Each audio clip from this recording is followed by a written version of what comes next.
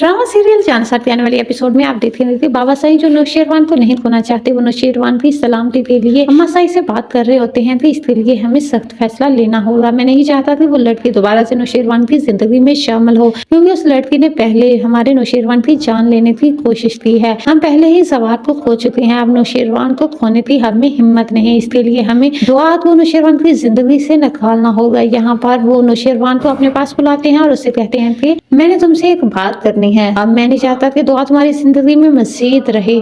यहाँ पर तुम्हें हमारी बात माननी होगी और दुआ को तलाक देनी होगी। यहाँ पर कशमाला तो बहुत ज्यादा खुश हो जाती है, क्योंकि उसकी बरसों की आरज़ू पूरी हो रही होती है। अभी यहाँ पर जब बाबा साई नौशेरवान से ये बात कर रहे होते हैं कि वो दुआ को तलाक दे दे, तो दुआ भी ऊपर से आ जाती है। दुआ जो कि बाबा साई से कहती है कि वो कैसे इतनी बड़ी सजा उसे दे सकते हैं। अभी तो उसका जुर्म साबित भी नहीं हुआ और वे ये साबित करेगी कि वो जहर उसने नहीं बल्कि कशमाला ने दिया। ये सुनने की देर थी कि कशमाला तो बहुत ज्यादा गुस्से में आ जाती है और वो खूब दुआ पर भड़कती है और कहती है कि वो अपना जुर्म छुपाने के लिए उस पर इल्जाम लगा रही है। तब दुआ से कहती है कि मैंने नौशेरवान को जहर नहीं दिया बल्कि कशमाला ने ये सब किया, और अपने जुर्म को छुपाने के लिए उल्टा उसे ही अरेस्ट करवा दिया ताकि उस पर इल्जाम न लगे। और दूसरी ये थे सरफराज के साथ मेरा कोई तल्लक नहीं। सरफराज को भी मेरे पीछे लगाने वाला कोई और नहीं बल्कि कशमाला है। कशमाला की वजह से ही सरफराज में इतनी हिम्मत आई कि वो मेरे कमरे तक पहुंच गया। तो दूसरी तरफ आप देखेंगे कि नौशेरवान को इस बात का तो पूरा यकीन है कि दुआ उसे जहर नहीं दे सकती, लेकिन आखिर कौन है जो उसे जहर दे सकता है। और ये सब साजिश दुआ के खिलाफ थी।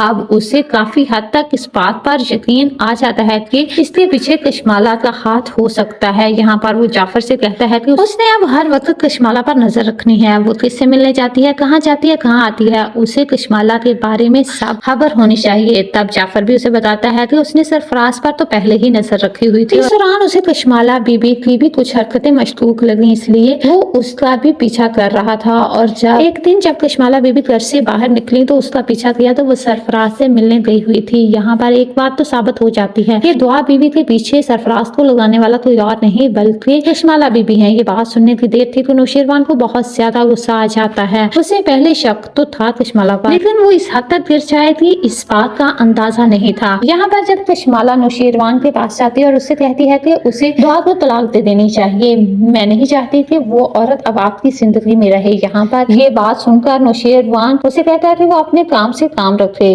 उससे कोई जरूरत नहीं उसके मामलात में बोलने की। यहाँ पर कशमाला उससे कहती है कि आपका मामला फिर दूसरा मामला नहीं बल्कि ये भी मेरा मामला है, क्योंकि मैं आपकी जिंदगी के साथ जुड़ी हुई हूँ।